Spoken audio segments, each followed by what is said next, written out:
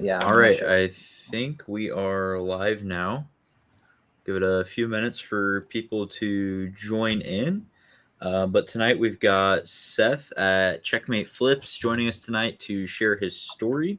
Seth, how are you doing? Doing great. How about you? Doing good. What did you work on today?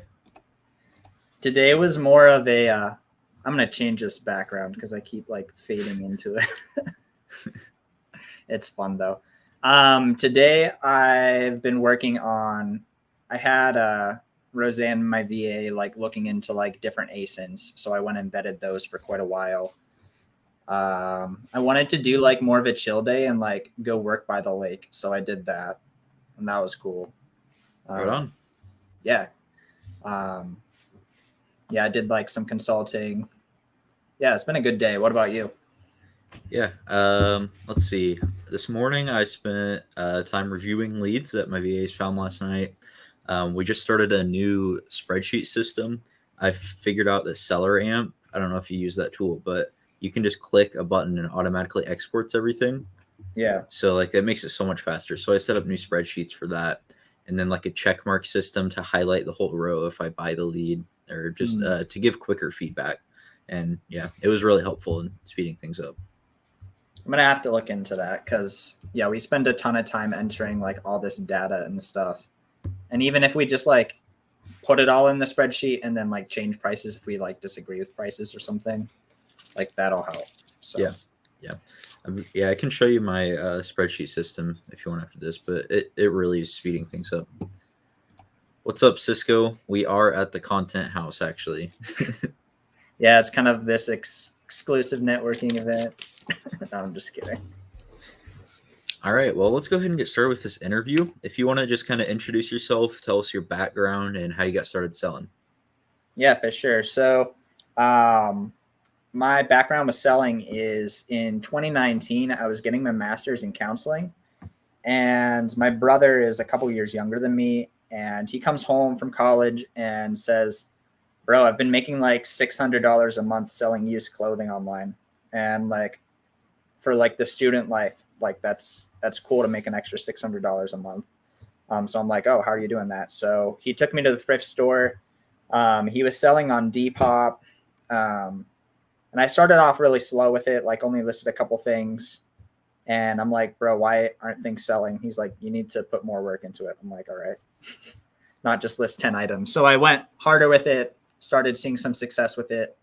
Eventually changed to eBay in like late 2019. And then I did eBay part time until actually the pandemic happened. And I was in my internship for master's degree, and like everything got discontinued because of all that.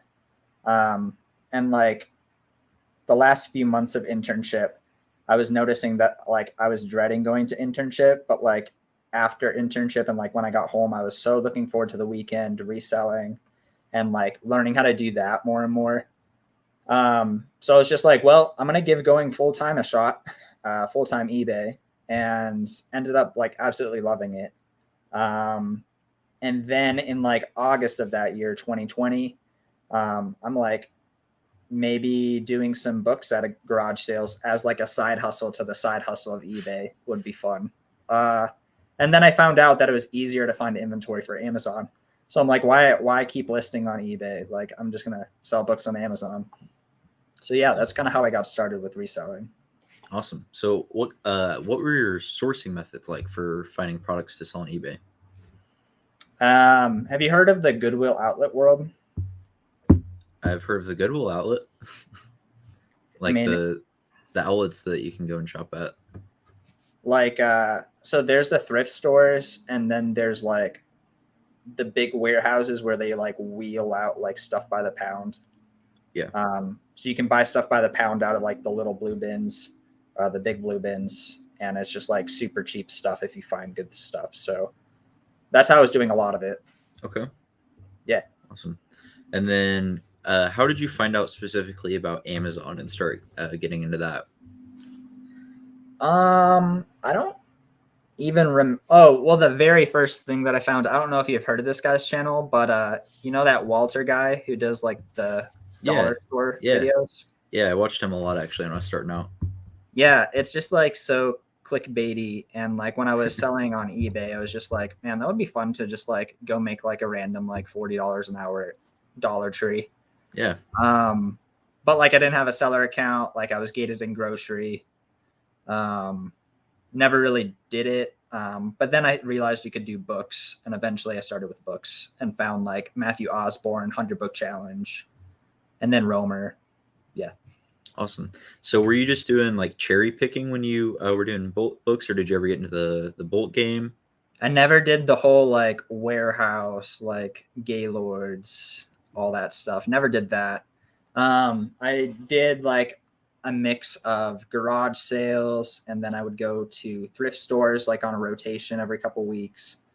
I would go to estate sales. I'd go to the Goodwill Outlet World. Um, Goodwill Outlet World was a really good, like, solid, consistent method of finding books at my place, anyways. Okay. Yeah, I've heard of people buying from the Goodwill outlet in bulk, like buying whole Yeah. Gaylords from them as well. Yeah. Yeah. So what does your business operation look like today? Yeah. Today it's like it's a ton different than the whole books. In like May of 2021, that whole restock thing happened, where like that was a very hard hurdle for booksellers to overcome. So either they had to adapt within the book world or like move on to other things. So I moved on to RA and eventually to OA, and like wasn't having a ton of success with it. But eventually I got into selling like used electronics, office supplies, tools, and stuff like that. So these days I do a lot of purchasing of those types of things, and then I send it to a prep center in a tax-free state, so I can literally do this from wherever. So it's a lot of like finding new ASINs, and then bookkeeping and keeping track of those ASINs and keeping in stock, and then like keeping that whole cycle going, you know. Yeah, yeah. You touched on it. One of the best benefits of running an OA business is you can literally work from anywhere in the world. So you're Dude, not it's confined nuts. to one location. You can go wherever and still run your business. It's awesome. Yeah. Like traveling is just so much easier now, Yeah, because like definitely. when I was doing eBay, it was like one level of like, man, you're stuck there because if you get a sale, like you have to ship it out the next day if you want to do it right. And then even Amazon FBA books, like you send the books in, and like from there you don't have to do anything. But like if you stop listing books, like your sales are gonna drop hard. So and you have to like get out there in the field to find stuff. So Yeah. So you're doing a lot of eBay to Amazon, right? yeah, When you exactly. first started OA, did you start off with that method, or were you going to other sources? No, I was doing like Walmarts and stuff Okay. because I had a phase of a couple months where I would go like Walmart to Walmart to Walmart, looking for like a mix of bolos and like replenishables. So my transition was like trying to find that stuff online instead of going to stores, you know, Yeah. because I think that's one of the easiest ways if you want to transition to OA. Just like find 20% more of your stuff online instead of like at the store. Yeah. So That sounds like so basic, but I don't think I've ever heard anyone actually say that. But really, yeah. yeah, I don't think so. That would make it such a smooth transition, though. Like, just look at the ASINs you're already selling and then buy them online instead. Yeah, and I mean, like, not all of them are going to be in stock or like have a link, but Yeah. it's a good start. Cisco wants to know, are you better at chess or Amazon?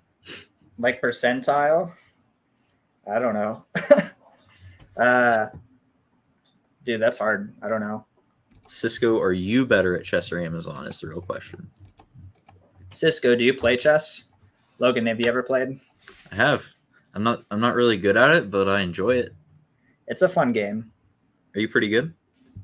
It's like it's pattern recognition. It's like so similar to Amazon and like Keepa graphs and stuff. Like, So if I can read a keep it chart, I could probably be like a chess grandmaster. Is that what you're saying? I mean, if you put in the effort of learning all those chess patterns, yeah, but Okay. it takes a lot of time. I mean, I'm not a GM at all, but Is that no. one of your goals? What's that? to be a grandmaster? No, No. I'm not that good. I like the fast chess. There's a game mode of chess where you literally have like a minute for the whole game. So if my clock runs out or my opponent's clock runs out, like we lose. So like you just have to be quick. But then if you're too quick, you get checkmated. So yeah. He's being humble. He's good at chess. And there's 30-second chess. Yeah. Sounds stressful. Dude, it's so fun. You just play loud music and you just like, it's such a good stress reliever. Like I could do drugs or I could play 30 seconds. Like, which is better? You got to tweet that.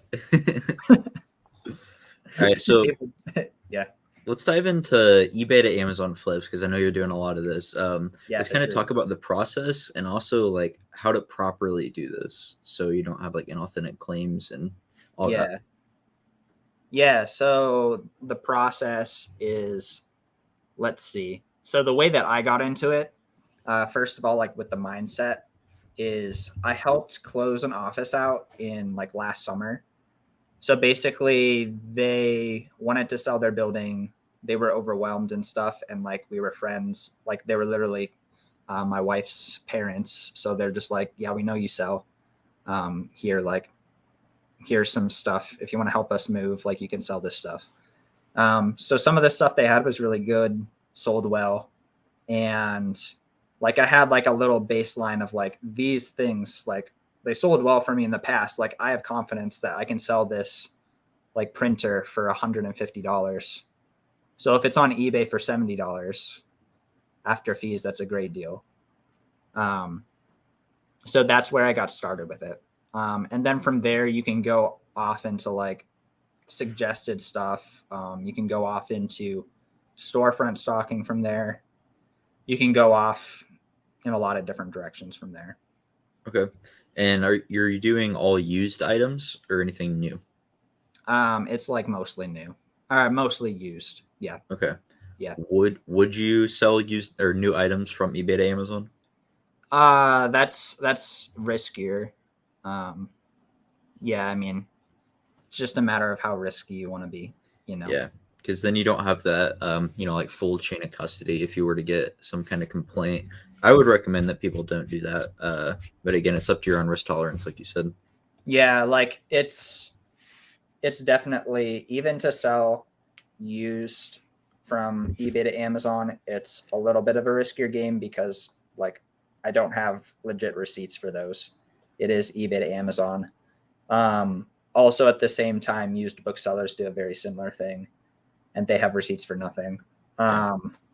So another thing that I do, it's kind of like regular RA, OA.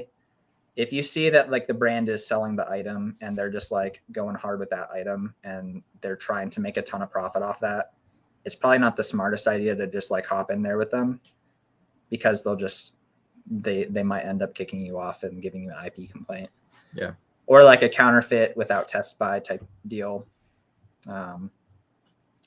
So I do that. I often stick away from the stuff that IP Alert and Seller Amp talk about as IP stuff. So yeah, with those things in mind, I've been pretty clean with that. I've had a couple IP complaints, but overall, like it's been pretty smooth. Okay. Yeah, for me, with IP Alert, I use it, but like if IP Alert tells me there's an issue, I don't immediately just run away from that product. But what it is for me is it's a prompt to look further. So then I'll, go like at least a year out on Keepa and see if there's any big sudden drops in seller account. And then I'll check out like multiple listings for that brand. Yeah, IP Alert for me is just, it's an alert to dig deeper, not a red flag to completely avoid a product. Yeah, this is another thing too. I sometimes sell on stuff that says IP Alert. Also, I feel bad if like I say that it's fine and then like someone gets an IP complaint and then they get shut down or something like that. You know what I mean? Yeah. Because like I've found that what you've said is true, but it's just like I don't I don't want to be like, I don't want to just like tell people like, yeah, it's okay, but like it's a big shade of gray there. Yeah, for sure. It goes back to your risk tolerance and how much risk you're actually willing to take on. But number one thing though is just read the data and then make your own purchasing decision. And then also I've heard from like I've talked to a lot of people about this, and I've heard that if you do more volume, especially with units, but like also in sales, your account health stays better as a whole. Yeah, So for sure. it's a different deal if you're doing like 3K a month and between someone who's doing like 80K a month or 160K a month. I was in a coaching call with Amazon Lit a couple weeks ago, and they were talking about that. Like the amount of dings that your account health can take is dependent on like how much volume you're doing. So they said they could have like 6 or 7 IP complaints and not even really be worried about their account health just because of the volume that they're pushing. Yeah. Do they know like a ratio, or did they talk about a ratio? They didn't give. I think they said that they don't know like a specific ratio metric, but just generally, the more volume you're pushing, the more okay it's going to be for you to have a ding on your account health. And did they say that it was units or sales amount? Because that's one thing I'm confused on. Yeah, I don't recall. I would assume it's kind of based on both. Like a balance. Yeah. I don't know. We got a couple questions here. Cisco's asking about no preset limit cards. Oh, yeah, like the plum. Logan, do you have the plum? I do. I love the plum. The plum's cool. I remember I listened to the one where you were interviewing Taylor, and you said you had a 13K limit at the start. Yeah. Right. Yeah, for me it was like 10K, and now it's like 35. And I think once I pay it off, it'll jump again. Yeah, it's interesting. It's cool. It's like it says no preset limit, but like they definitely limit you at the start. But it's been cool. Like that one you can spend and like not pay it off for longer, which is amazing. Yeah, the 60-day terms, in my opinion, are the best feature. I've got the plum and I have the platinum, but I tend to use the plum just because it's more of a safety net. So I'm not getting as much back in points, but I have longer to actually sell through my inventory. Yeah, it's like that's just such a big deal, the extra time. And I'm trying to get better about like stacking my balances, like spending a ton at the beginning of the statement period, Yeah. Like I haven't been super conscious of that. I've just been like spend no matter what. But I'm gonna work on that this month here. Yeah. Hunter Clearance is asking if you do mainly FBA or FBM for your used eBay flips. I do all FBA. I can tell from storefront stocking though that a lot of people do FBM, because some of those items are just like amazingly quick sellers. Like there's some calculators that are extremely quick, etc. So like if you want to put in that work, like FBM, that stuff is like a great idea. Like honestly, I almost should just look into like having Prep Center do some FBM, but yeah. And Cisco's just kind of chiming in to confirm the more volume you're doing, the safer your account health is. He has 3 IP complaints, and then someone else who just has 1 and their account's already at risk. So more volume you're pushing, I guess the safer your account health can be. But Cisco, you should definitely. Is there like account health bar like move to yellow? Is that what you mean by at risk? Or do they just feel nervous? or both? I think my account is always at risk if you're talking about just feeling nervous. Yeah, exactly. Yeah, it's you're kind of, when you sell on Amazon, especially when you start scaling, you're just like, all right, bankruptcy is an option. Business bankruptcy. Talking about capital as well, have you utilized Amazon lending at all? Literally like a week ago, I got my first one. Awesome. Was it just a loan, or did they give you a line of credit? It was a loan. Yeah, it's a 3-month loan. Okay. Yeah, I've also I have one as well, and I've been thinking, I wonder if they take that into consideration when they shut people down. Like if you owe them a bunch of money, you would kind of think they're less likely to shut your account down. I don't know. What are your thoughts on that? I've like heard that rumor before, and like that would be a really cool thing if it was true. I hope Yeah. it's true. But like Just also keep they taking out the probably loan. Like, just don't for the even need safety the net. money. You're just sitting on like $100,000, but you still take out the $30, 30K loan. Just like, Yeah. I'd like to keep Just so they don't shut you down. Yeah. Do you see heavy return rates for used items? Yeah, it's massive. Do you know the percentage? I think last I checked, it was like 15%. It's high. I think it's like a couple percent higher than like the average apparel person, I think. Yeah, when I was seeing like a 12% in apparel, so You were. that would line up. Yeah. Are you seeing higher ROI with used items? Yeah, definitely. Okay, Yeah. cool. So, what are your primary sourcing strategies? How do you go about finding these eBay to Amazon items, or just any products that you're flipping? What primary methods are you using? Yeah, so a lot of what I've been doing these days is I have like a standard operating procedure for Roseanne, my sourcing VA, to use for storefront stocking. So she does that based off of our most profitable products. And then also, as I'm sourcing things and just like going through Amazon pages, like I'm always looking at the suggested stuff and I just open that tab and then put the link in our document there.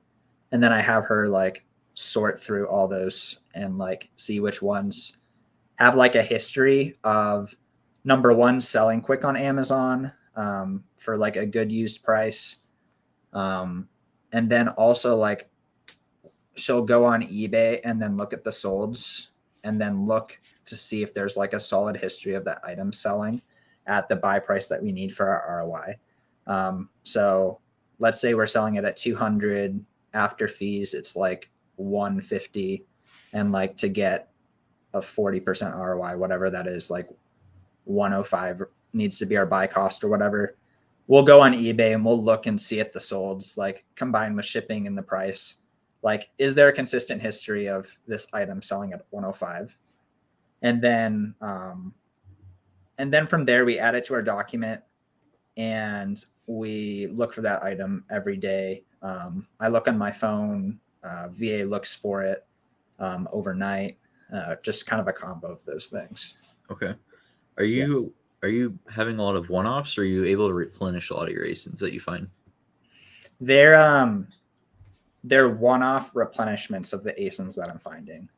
Okay. So like, it's not like I just go and I'm about to be sold out of this ASIN that sells like 10 a month.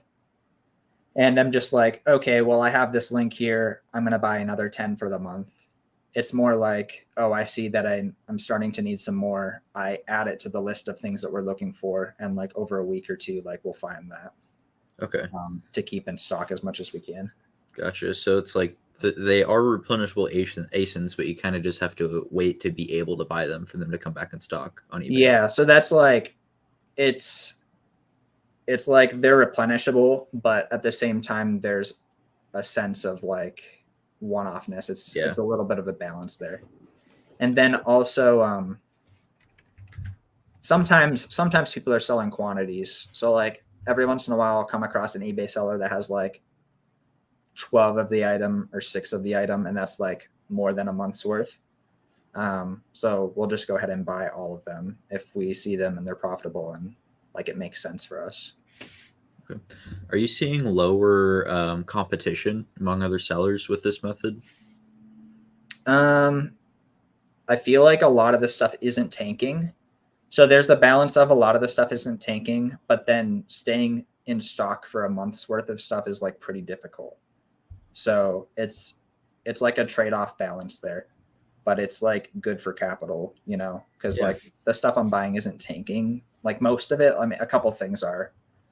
But then like staying in stock for a whole month on some of these items is impossible. Some of them, like we can sort of.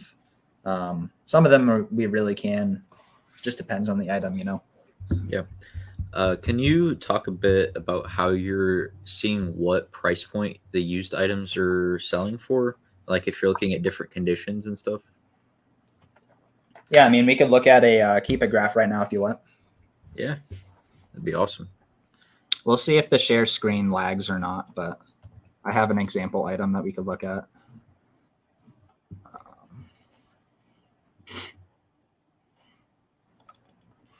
Except the spacing's wrong.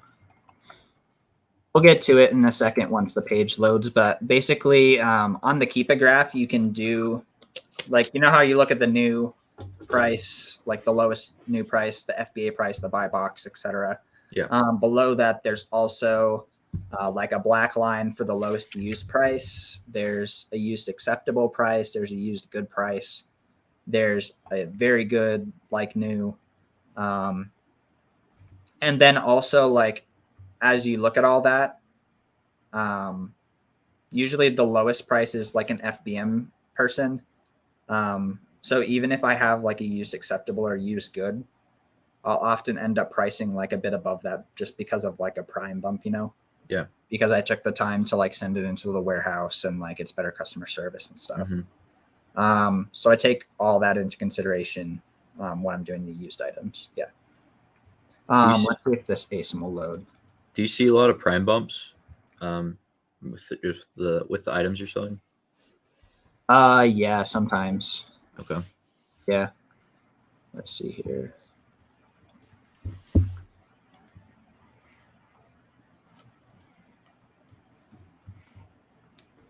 Keep as loading right now.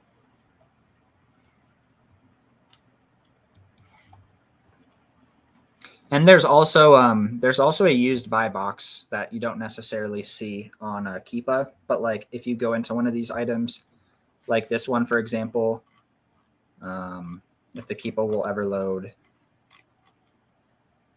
I feel like whenever I'm on a live, the Keepa doesn't want to load. Oh, yeah, this one, Amazon does not provide data for this product. Perfect. It's temporary. But this one literally has like a used buy box, and like it often has a bump because it's like the very good one that gets the buy box, because Amazon thinks that the customer's gonna have a better experience with that. So yeah. Okay. What are some of your goals for your business this year?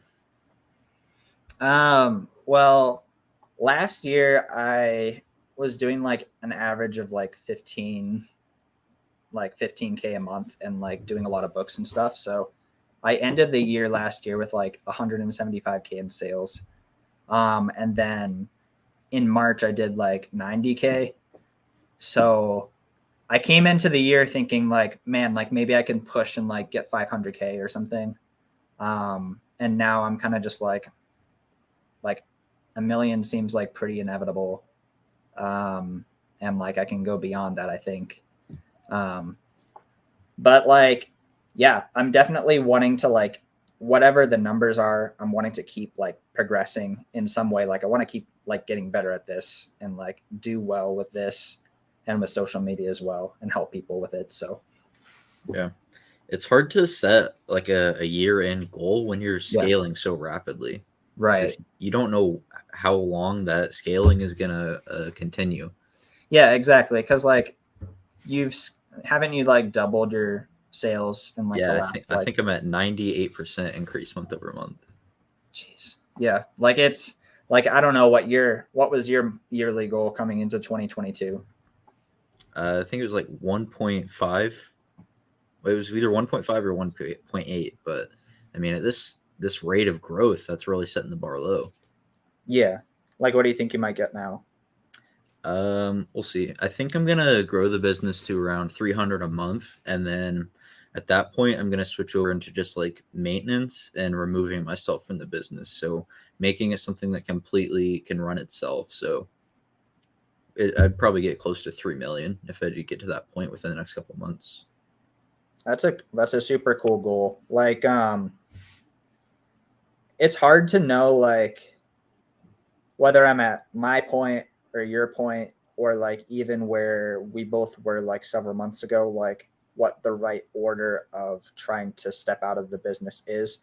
Because like is it more efficient to like you're at like 30K and you like understand that you're starting to like have things click and be like, okay, like I'm just going to work on all my processes and like have this 30K be automated and then scale? or like do I try and scale as much as I can myself, like to where I'm sane, and then like remove myself? What are your thoughts on that? I don't know. It is kind of difficult to figure out that order. Um, I mean, I'm kind of thinking like I could continue just grind and build a bigger and bigger team, and I could grow to like million a month or who knows even more if I can just continue doing the same stuff. But like, is Amazon really what I'm passionate about? Do I really love finding products and selling them online? The answer is no. Like I like I like starting a business and growing it, and I don't want to just continue to build something that I'm not super passionate about. There's obviously like really good financial incentives, but at the end of the day, most of us got into this business to get freedom. We didn't get into the business to become slaves to the business, if you know what I mean. Right. Yeah. Yeah. It's on one hand, it's enjoyable to like arbitrage is just like it's a cool process. I enjoy it.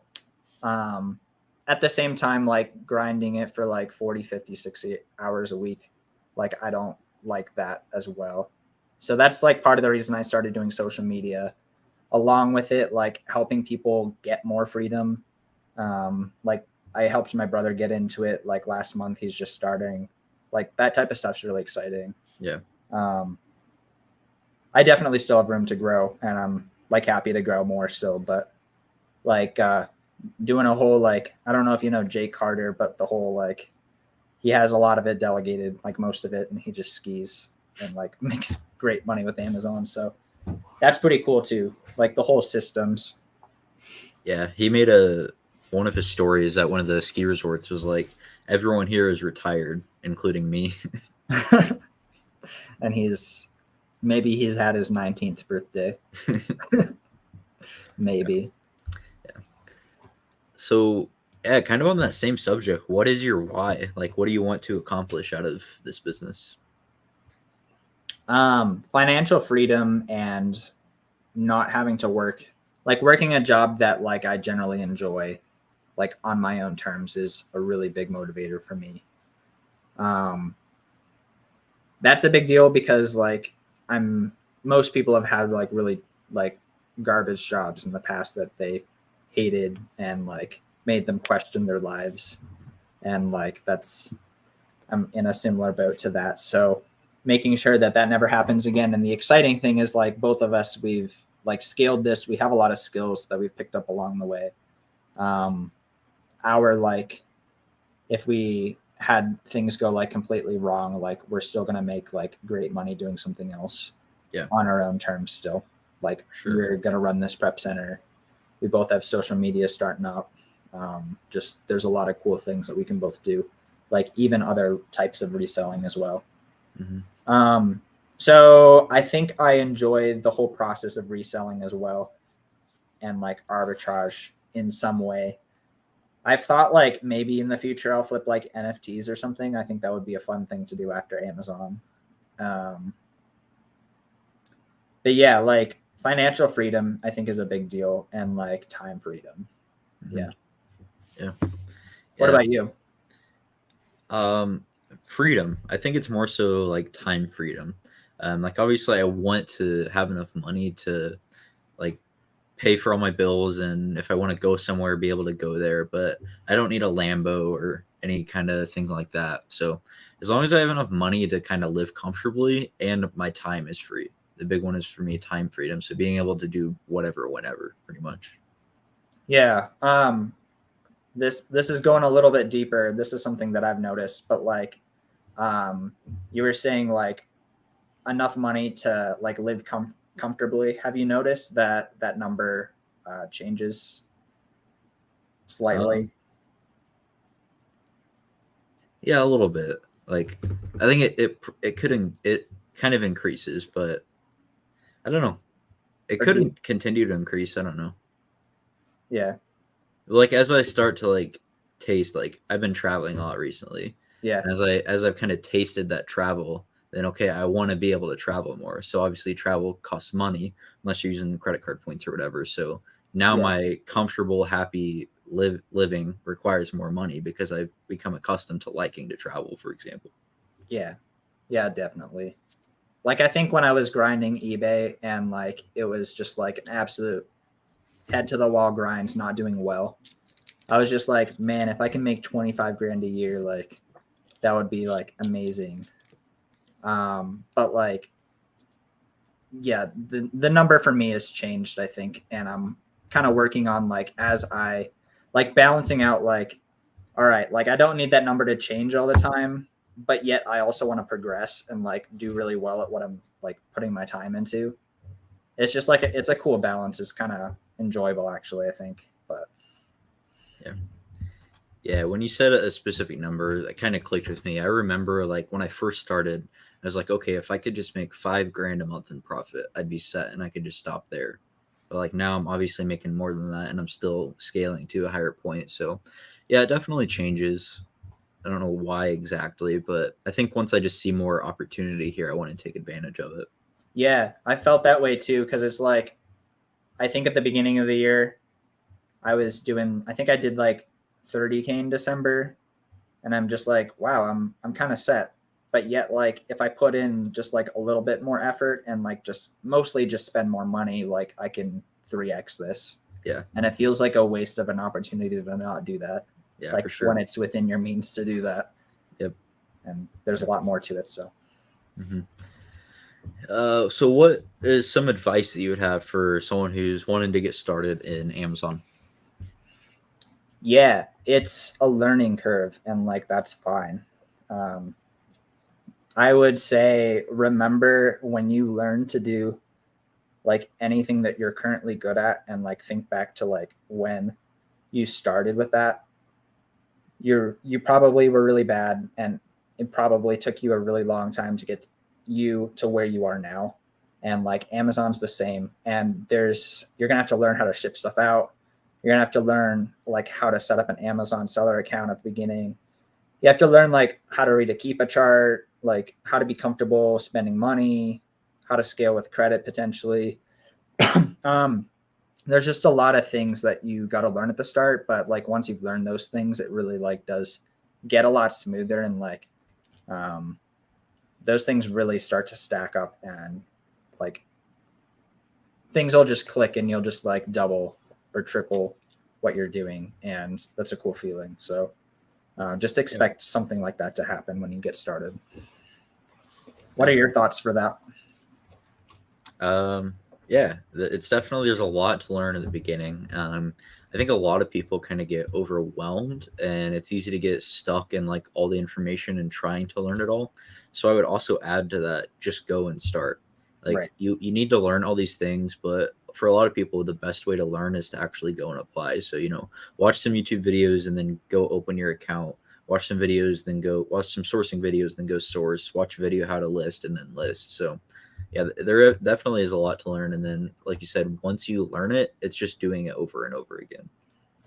Yeah, and like another mindset that's helped me at the start anyways, I wouldn't stay here forever.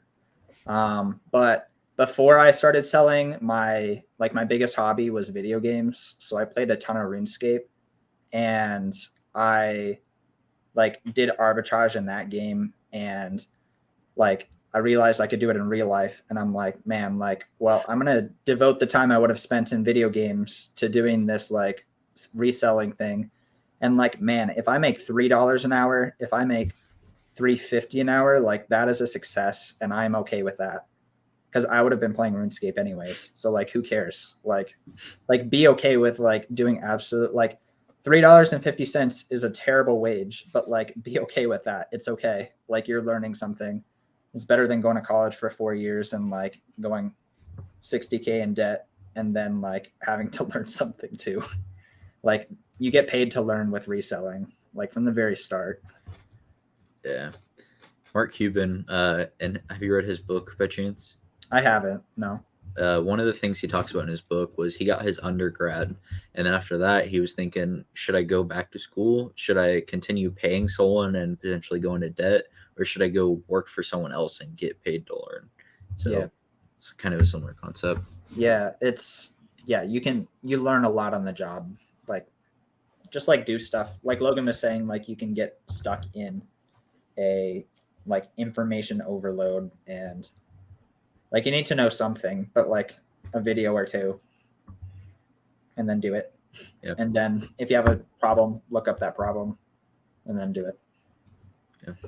Well, we're going to go ahead and wrap it up. We'll give it a couple more minutes if anyone has any final questions. Yeah, thanks for coming on, Yeah, man. Seth. Thanks for Let's having see. me. I don't think I'm doing any more interviews this week. I have the book flipper scheduled to come on sometime next week, so that's going to be a cool episode. And then I'm working on a couple more. I think Richie Hustles is going to come on soon. I'm excited for that one. That'll be cool. Both of those will be great. Yeah. Get the Scout IQ promo going. The best and like the very best book tool, that's for sure. What's the other one? Scoutly, maybe? Have you ever used that one? Yeah, I haven't used it. I've come across other people who have used it, but it's like 70% Scout IQ. Yeah, I've only ever ran into one other reseller, like actually in a store, and it was like an 80-year-old man scanning books at a thrift store, and he was using Scoutly. Yeah, I feel like Scoutly is just an older tool.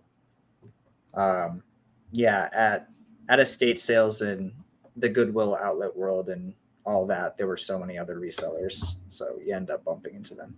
Kevin, what's up? What's up, Kevin? You caught us right at the end. Oh, side hustle experiment too. We'll stay around for a few more minutes since we got some people coming in. Sweet. We were just talking about how he's going to have the book flipper on next week. Yeah, I think it's Wednesday next week. Caleb's going to come on, share his story, answer some questions. Should be a great episode. He's been a reseller for like his whole life.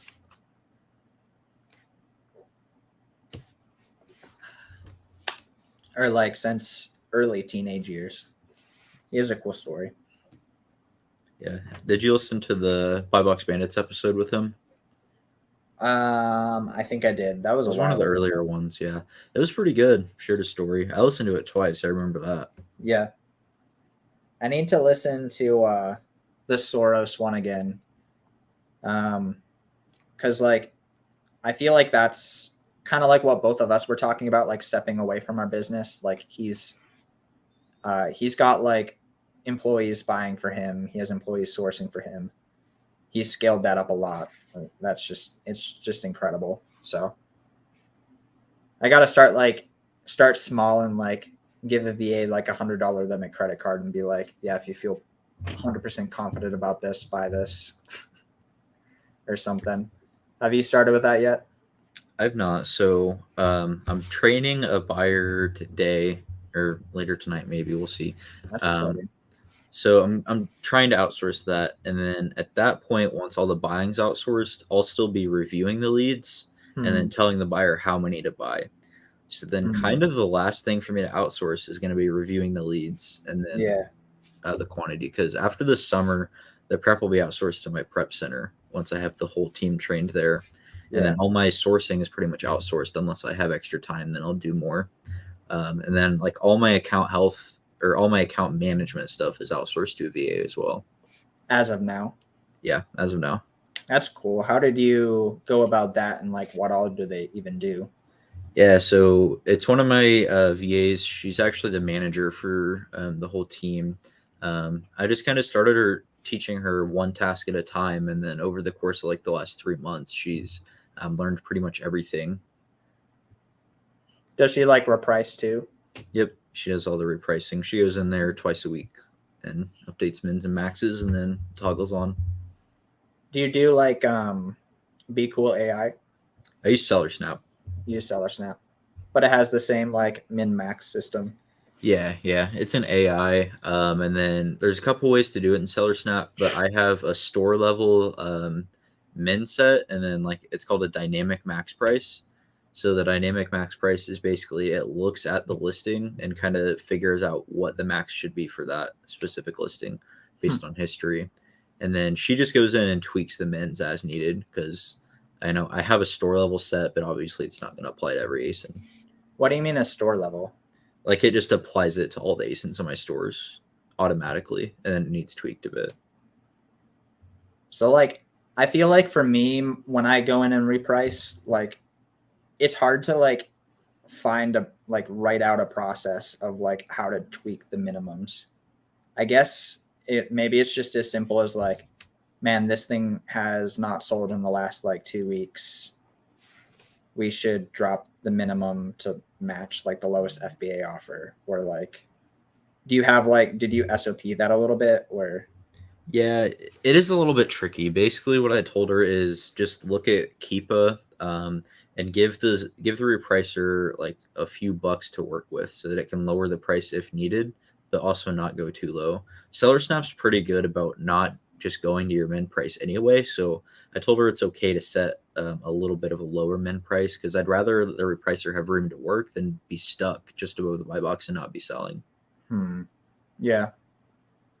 Maybe I need to talk to some people about how to make Be Cool do that, or just get Seller Snap, because I feel like if I set a minimum lower than like the lowest FBA offer, like it'll just cut them hard, and that's counterproductive and kind of douchey. Yeah. I really like Seller Snap, but they are expensive. Yeah. They're $500 a month. I'm only paying $250 a month because for some reason I'm on their accelerator program still. Basically, they have an accelerator program where if you're doing like less than 25K a month revenue, they cut the price in half for you. I'm still on it. I'm not saying anything. But a really cool benefit or feature that they have is they don't reprice and reduce profit ranges. So like in grocery, where if you price an item between 15 and 16.24, you actually make less money because of the increased referral fees. Really? Yeah. And then in beauty, it's like 10 to 1081 because it jumps from an 8% to a 15% referral fee. So if you price within that range, you make less profit. And Seller Snap won't reprice within those ranges. That's so weird. But that's a cool feature though. Yeah, I don't know. Yeah. Maybe I need to talk to some people doing Be Cool AI and be like, is there a way to like lower the minimum and but not like just cut everyone automatically? But I feel like Kevin asked something. What's your long-term goal? Strictly OA or wholesale later down the road, moving from OA to RA. I thought it would be so fun. Like part of me is just like, it would be so fun for content to just like take a day out of the week and just go to estate sales with a GoPro or something and just like go hard in a estate sale. But I don't like listing, and like I like OA. Yeah, I mean, like I feel like there's plenty of room to grow with OA if I like continue refining the sourcing process and stuff, like find ways to like make bigger purchasing orders. I mean, obviously Logan's done it. Like he's at what are you going to do this month? Probably about 160. 160. So that's around double what I'm going to do. I'm going to do around 80, I think. And it's just like, there's just a lot that you can do within OA. And like when I'm making this much money and like you're making this much money, I mean, you're going into some wholesale as well. But like for me, my mindset's like, if it's working well, why like change it until I need to? I guess. What are your thoughts on that? Yeah, I kind of agree. But for me, OA is starting to have problems, which is why I'm trying to go more wholesale. It's just, people don't want my money when I'm buying stuff OA, whereas wholesale, they actually do.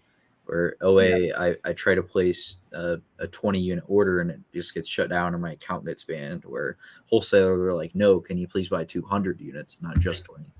Yeah, that's a good point. That's true. Side Hustle Experiment says Be Cool has rolled out an update where you can do conditional pricing. Basically what you're talking about. I'm gonna open another tab and watch it. Conditional pricing. Be Cool. That I remember. Thanks, John. You guys got any more questions? I'm gonna wrap it up here soon. My Discord is blowing up, and I do need to try and train my buyer tonight. Thanks for hanging out, guys. Thanks for coming to the chat. Thanks for having me on, Logan. This was fun. We should do it again at some point. Yeah, for sure. We're gonna. I'm doing like 2 interviews a week, and then I'm thinking about like on my third just Q&A night, maybe just having a couple people come in and hang out. Yeah, that'd be fun. The lives are so much fun to just hang out with people and Yeah, for sure. yeah. Well, All cool. right. Well, thanks for coming on. Thanks everyone for watching. Bye, guys. See ya.